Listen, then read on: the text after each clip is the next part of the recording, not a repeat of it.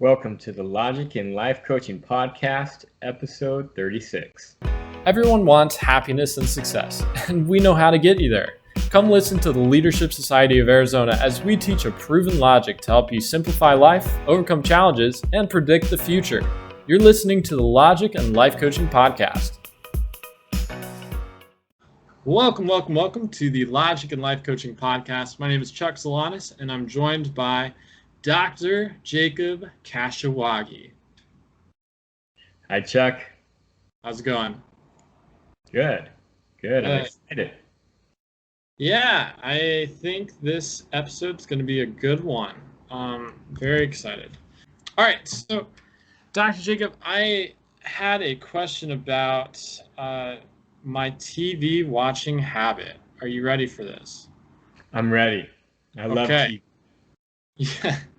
All right. Well, I have a love-hate relationship with TV, and I think a lot of other people do, either with TV or with some other habit. So I've been watching TV or movies like 2 to 4 hours a day.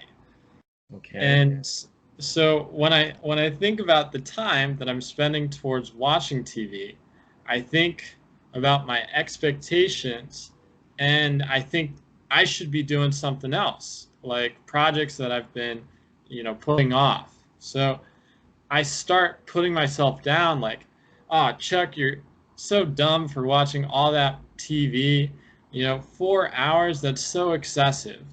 Or, but I know that putting myself down about watching TV isn't beneficial, and that's not how I'd want someone else to be talking to me about resolving this sort of habit. So how do I change my thoughts towards being more forgiving of my TV watching habit and other bad habits I indulge in? Wow. Okay, well, I gotta tell you, 2 to 4 hours, it's not the worst I've heard. Well, that's a kind of a backhanded way of saying, well, that's pretty bad. Now here's the thing. The issue with a bad habit is subjective, meaning it just depends on who you're comparing yourself with. I mean, compared to someone who doesn't watch any like videos or social media or television, 2 to 4 hours is a lot. But compared to someone who watches maybe 5 to 6 hours a day, yeah, that's not as much, right? Right. So a bad habit is very subjective in terms of it's relative on who you're comparing yourself with. But the other way it's subjective is, what do you mean by bad? Like, why would you say watching television is a bad habit? I call it a bad habit because I think there are other uses of my time where I could feel happier, feel like generate more revenue for my family, Yes. or produce value somewhere. So the idea of bad is a very subjective term. It means your perception of this is that you feel this isn't the best thing for you to be doing, that you could be doing other things better. Yes. But you could be doing other things that are worse. So technically, watching television could be looked at as a good habit. For example, instead of watching television, maybe you might be going out, I don't know, like, just like spending tons of money. But instead you're watching television. So actually watching television might be saving you a lot of money because you could be doing something worse. Right? So television actually might be one of your better habits. Well, I feel like that response is kind of like you saying, I'm consistent at being inconsistent. So you're saying like, well, the alternative because there's so many other alternatives, Jacob. So like if if I was to not be watching TV, Mm-hmm. I could be doing drugs on the street. I could be Yeah, um I could be like you're right. doing That really wouldn't be immoral good. stuff throughout my day. Yeah, so that wouldn't be good. So good job for watching television instead of doing all that stuff, Chuck. But Jacob, it's not even on my mind, you know? I'm thinking I'm thinking of TV versus putting in a few more hours at work, or doing TV versus connecting with my family, paying attention to my daughter who's like Yes. playing with toys and stuff like that. So I completely agree with you, by the way. I mentioned this to prove a point, which is bad habits are the labeling of a bad habit is very subjective. Because one, it's relative according to what everybody else is doing and who you're comparing yourself with. And two, it's also your mind is making a judgment that you're not doing the best thing, that you could be doing better, that this thing is not helping you get to the next level, right? But Yeah, that's what I feel. so then my next question to you is, how do you know it's not helping you? Well, What makes you feel like you're wasting your time in watching television, in that spending time with your family or doing anything else will be better for you in the future? okay, well, I don't know. And this is the first step to helping you be more forgiving to yourself, is to actually make sure you know that you really don't know. You have an idea, but you really don't know, right? And that's the thing, is in society, it's really a funny thing because we we put these labels on things, and we make judgments saying that it has to be this one way, right? It has to go according to the perfect plan. My life has to go, first I get a degree, then I get a high paying job, then I get married, then I have children, then I become the best husband, wife, whatever, then, all this stuff, and it has to go in this order. When in reality, when you look at very successful people, sometimes it doesn't.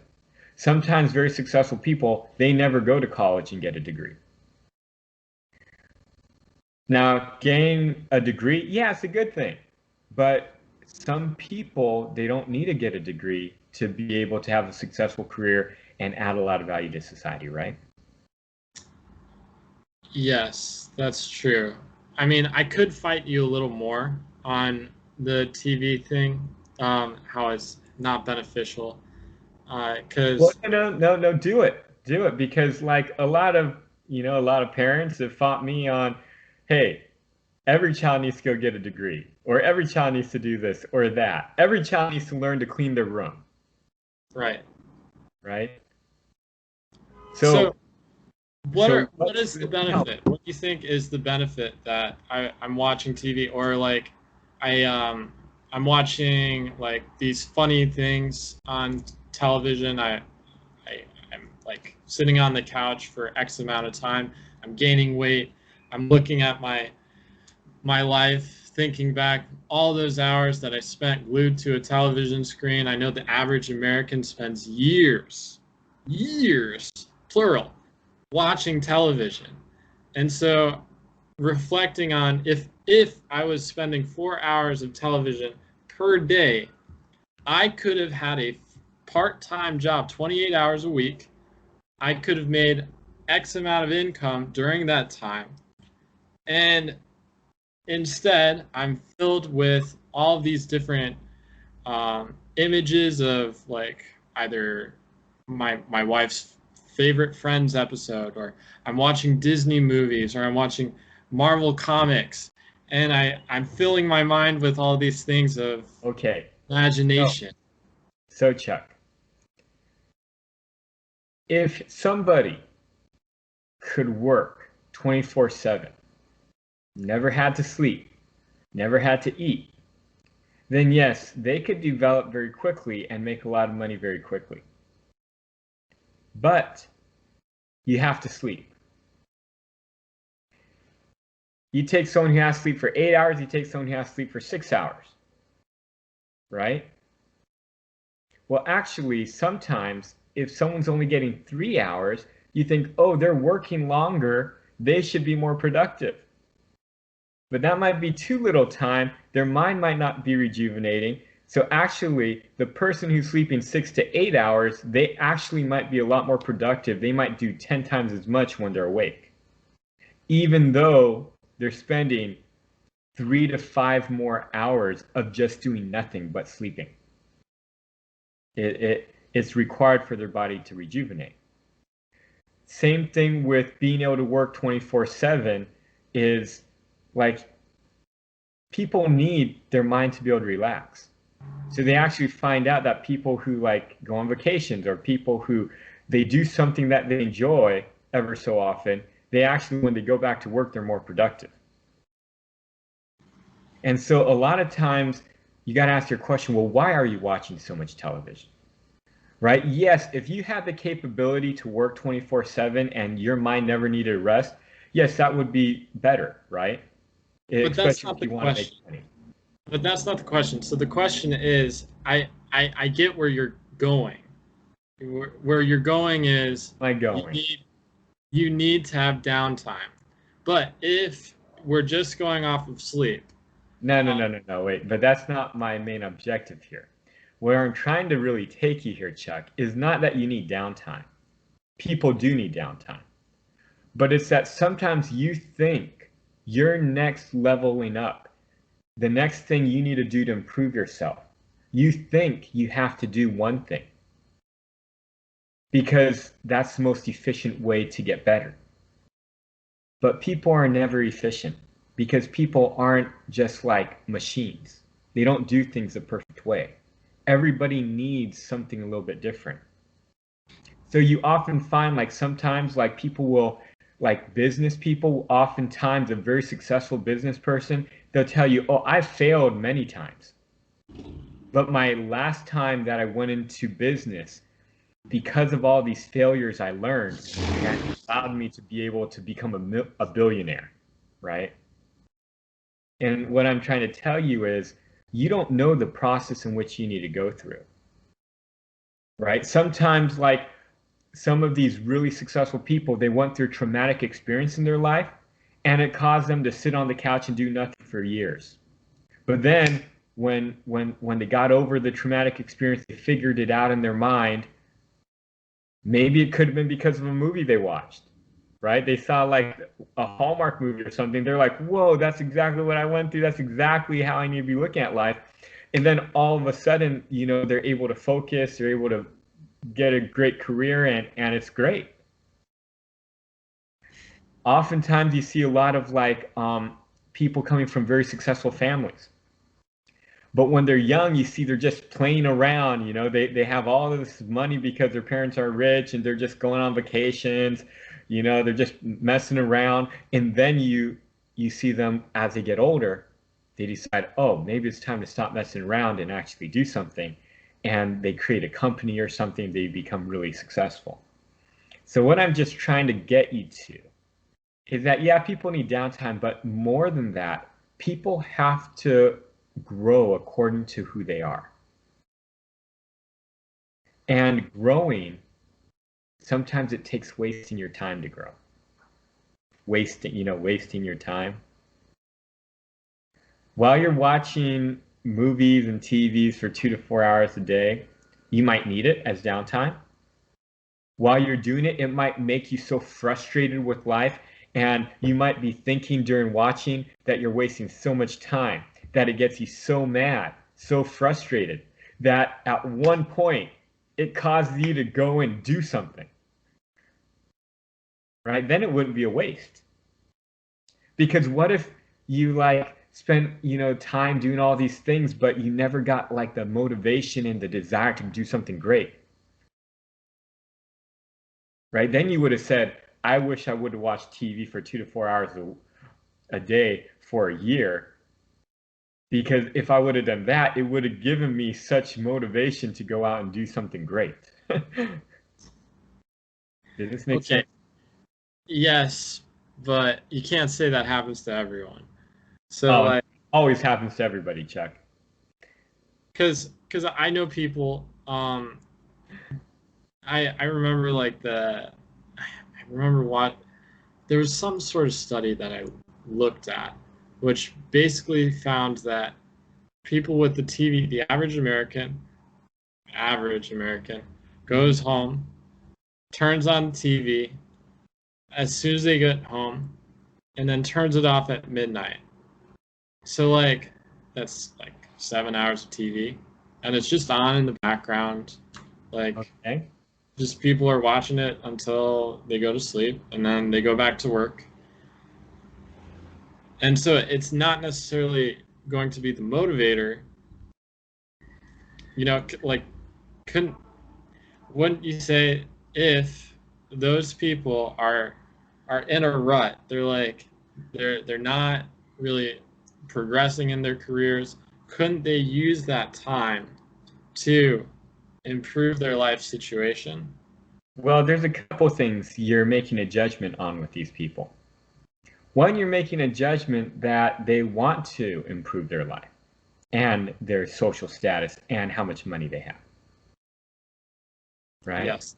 Two is you're making a judgment on how much they actually do improve,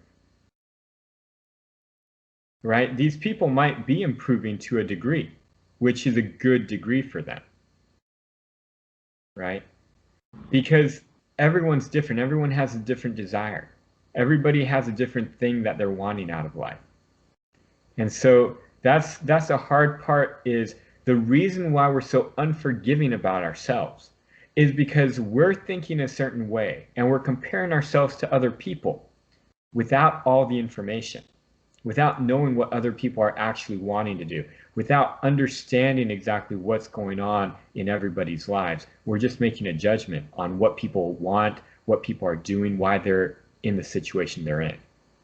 I have to tell you, most of these people, if you looked into their mind, they're not looking at their life saying, I'm watching 2 to 4 hours a day of television, and that's really bad. I could be doing all these other things. That's probably not what's going through most people's minds, right? So the fact that it's going through your mind tells you that you're looking at something else. You want something else. Mm. And you're not going to be like the regular person who just stays watching television for a long time every single day. Mm. But the more you can figure this out on the judgments that you're making that aren't accurate, the more you can realize who you are and what you're doing, the more you can see that all successful people have done some things like this. They have bad habits like that. Just because you're very successful in terms of money doesn't necessarily mean you're eating right. Doesn't necessarily mean your body is healthy. You might go through, maybe like some really big health concerns, right? And that is because of maybe a bad habit that they have to overcome. But if they didn't have that bad habit, they might not also have achieved their wealth status, or they might not have been able to do other things, right? So all I'm trying to do is open your mind to realizing that the only reason you're considering television a bad habit right now is because you don't have all the information going on. You're making judgments that are inaccurate. So, To extrapolate, you're saying that I am progressing the most that I could possibly progress right now. And even if I was someone else, even if I tried to adopt this habit, a different habit, at the time that I was supposed to be watching TV, then I would probably detriment myself more than help. yes, because if you could do better than watching TV for 2 to 4 hours a day, you'd be doing it. if after this podcast, you tell yourself, I'm better than this. From now on, I'm not going to watch 2 to 4 hours of television a day, and you don't do it for the rest of your life from starting today, then hey, you grew. That's great. You could do better. But if you go back doing that for a little while, don't get down on yourself. Don't think it's a bad habit per se. That's just what you can do right now. And when your mind finally figures out, hey, I can do something else, or hey, I shouldn't be doing this actually, or hey, there's something better, it's going to do it, right? You'll be able to move on. You'll be able to do better, and you're going to be able to forgive yourself for all that wasted time, because it wasn't really wasted. It was you building up the energy. And the biggest identifier is if I'm changing. So if I've changed something, then I didn't need what I was doing before. Yes. So since I've changed, whatever I should have been doing at that time, I couldn't have been doing, so there's no point in thinking of that. But the next thing is, if I've changed something, that must have been the time that I needed to change that. And I couldn't have progressed any quicker or any later than when I did. You got it. Okay. Wow. So now, man, your life is amazing. You're doing everything at the right time, Chuck. Things are going exactly your way. You can enjoy watching your television. Or not, because my thought process is telling me who I am, and because of my thought process, I got to think, well, all right, is this the right thing? So it really doesn't solve the should or should not. It's just giving another perspective, and it's just allowing you to be more forgiving of yourself if you are. Yeah. Now, here's the thing. So there's some things that can help you to figure this out, and maybe even move on from the bad habit. Okay? Right. All of these things is understanding reality more. So, for example, you're saying you watch 2 to 4 hours of television a day. Well, how much do you actually watch? Has it been getting better? So the first hint is track it. If you got a bad habit, track and document how often you do it, how much you do it, all these type of things, because the more you document and actually figure out, maybe when you really look at how much time you're spending watching television, it really might only be an hour. Well, if it's an hour compared to 2 to 4 hours, you might be a lot more forgiving of yourself and realize, oh yeah, I'm not really doing it very much. Yeah. Right. So one is document it, track how much you're actually doing. And so these are tips so I can overcome a bad habit, or to accept it. Accept that that's just part of me. About it. Yes. The second, write a journal about it. How you feel about it, what it is, what's happening in your life at the time, what the situation is like. Because as you kind of document not only what you're doing, the bad habit, but everything that's going on around you, any observation and any time you spend to try to look at what's going on in the situation is going to help you be able to know why you're doing it. You might start finding out every time you're watching television, it's at the end of the day when you're tired and you've had to like take care of the kids and work and all this stuff, right? You might find out this is my downtime, it's what I need. You might find that you only do it on certain days. Maybe those certain days are when you're upset or you're mad or when you're just frustrated with life. And that's when you find yourself really watching the majority of your television. But the more you like write down and observe what's going on around this bad habit, then also it will help you to figure out why you're doing it and accept it more or change it if you need to. Can the journal be the documentation? Yeah, it could be a documentation as well. But remember, one is more documenting how often this bad habit occurs, how long, those type of things regarding the actual habit. The journal is really documenting everything around the habit, what's going on in your life, how you feel, all the rest of the stuff. So the first one is good for a spreadsheet. The next one is good for like a Word document. Yes, and depending on how you do it, it could, there's many ways to do this. So, Correct. yeah. Now the third, this is a little more detailed towards watching television, but right, why are you watching so much? Actually put down, what your analysis is of why you're watching it, why you feel it's a bad habit, what you think you should be doing otherwise, right? Mm-hmm. And so the more you're writing this, the more you're looking at it, you're observing it, the more you're going to figure it out for yourself. Okay. Now the fourth, find something else to do. If you feel you actually have a bad habit, then find something else you can spend and do in those 2 to 4 hours a day. And then see if you do it. You might find out you got something else to do, but you still won't do it. So find something else to do after that. And keep rotating different things that you think you should do other than this bad habit. And you're going to see that if you actually change it and do something else, that you found a solution for yourself. Okay, so the third one, you basically is a cost-benefit analysis, pros and cons of doing this or not doing this. And then the last one is basically coming up with the list of what you could be doing otherwise, pros and cons of doing that sort of thing, and do an analysis.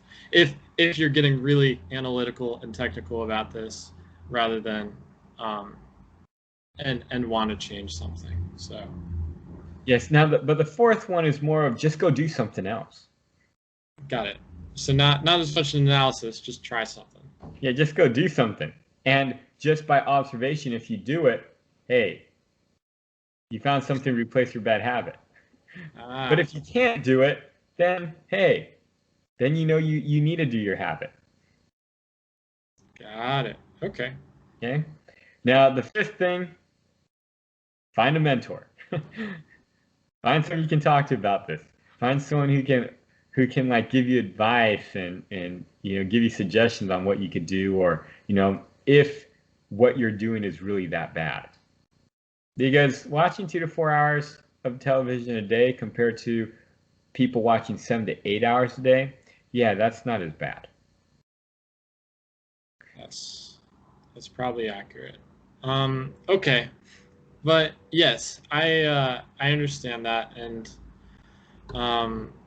okay, sounds like so. The mentor, I guess, to clarify, the mentor would basically tell you.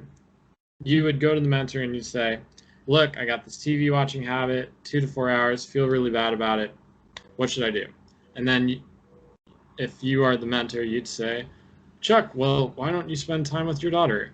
Or no, if I'm the mentor, then I would say, Chuck, you don't have an issue. Just go enjoy life.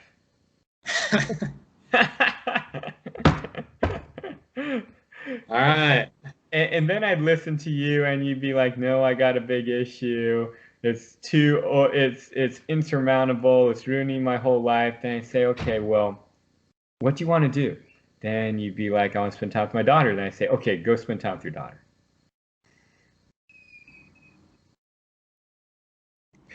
Useless. I can see this has helped you a lot, Chuck. Very glad that you got on this podcast with me. All right. Well, thank you, Dr. Jacob, I guess, for that advice. I appreciate your mentorship and the opportunity that I have to talk to you about good and bad, if anything that I'm doing is really bad, or making it so I regress, right? Is regress the word? Yeah. No. So that you're more forgiving of the things that you think are bad. Okay. Yeah. So thank you, Dr. Jacob, for helping me to have a little more perspective. And I hope our listeners enjoyed listening and our viewers enjoyed watching. Thank you. Thank you for listening to the Logic and Life Coaching Podcast. It would be great if you could take a moment to write us a review. For any questions, comments, or topics that you would like to have addressed on the show, email the team at leadaz.org. To learn more about the Leadership Society of Arizona, visit us at leadaz.org.